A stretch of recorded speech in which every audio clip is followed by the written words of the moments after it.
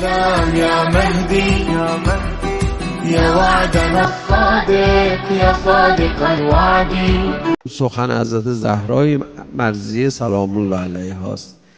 میفرماد من اسعد الی الله خالص عبادته احبط الله عز وجل الیه افضل مصلحته. کسی خالصانه عبادت بکنه خدا بهترین مصلحتش رو بر سر او نازل خواهد کرد. آقای بهجت در این کلام شریف می‌فرمایند که اگر مشکلات در نحوه عبادت تو تأثیر نگذاره مشکلاتت برطرف خواهد شد.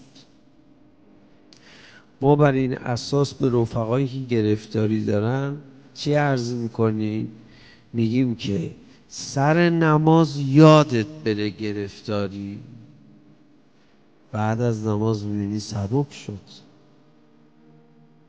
الان نماز مگه نیست؟ شما مگه بدهکار نیستی؟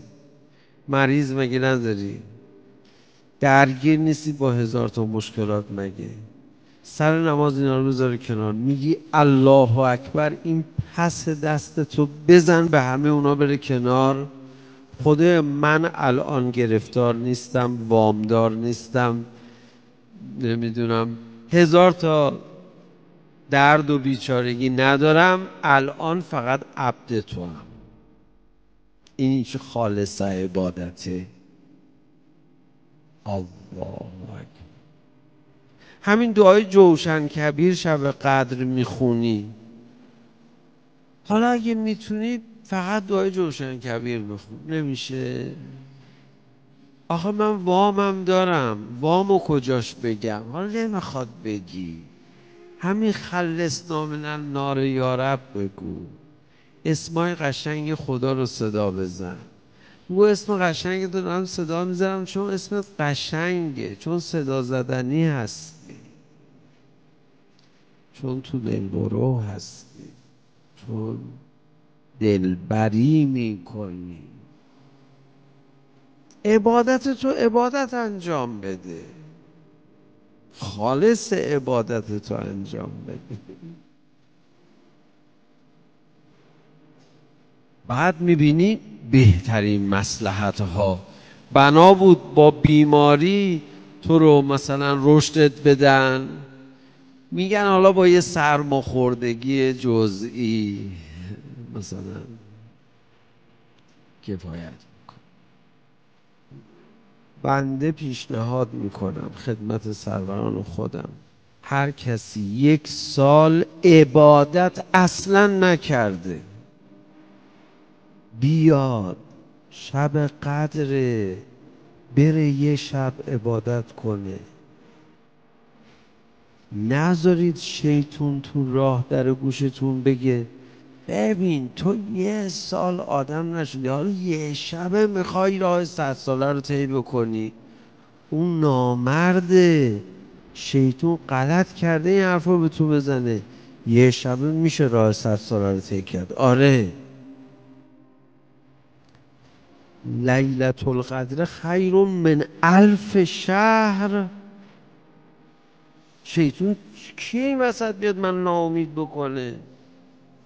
بیا برو، تو هم یه شبه میخوای بشی آیت الله بهجت برای من، همچین چسبیده به عبادت، وضو بلد نیست بگیره. امشب وضو گرفته میخواد تا صبح عبادت کنه. اینا رو شیطون بهت میگه. آره بگو میخوام امشب عبادت کنم. بعضی شب قدر به کجا میرسن؟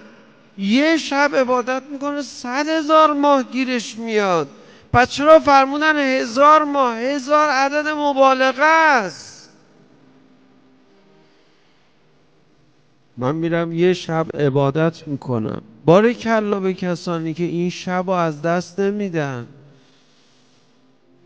فاطمه زهرا سلام الله علیها بچه‌هاش میخواستن بخوابن، خوابش بچه از خوابش میبره.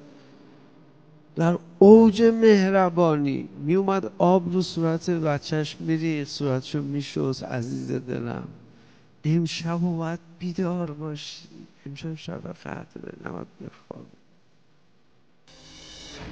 همین بیداری یه تواضع به بارگاه ربوبیه، یک احترام به مقدراتی که خدا داره تعیین میکنه برای تو.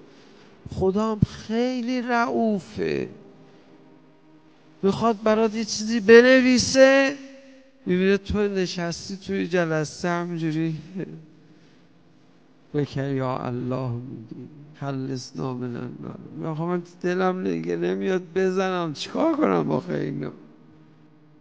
اومده دیگه، خدای اومده الان نشسته همجوری منتظر. باشه اینو ننویس، اونم ننویس،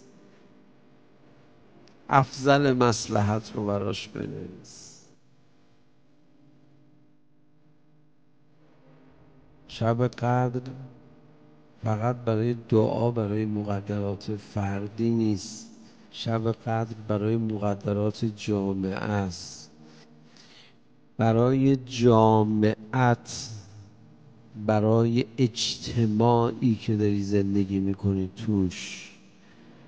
مقدراتی پر از رنج نوشته بشه تو هم پاش میسوزی، هرچی هم بچه خوبی باشی.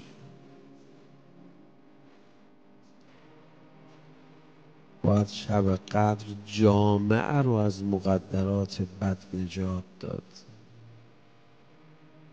شاید به همین دلیل باشه که خوب دست جمعی میریم دعا میکنیم.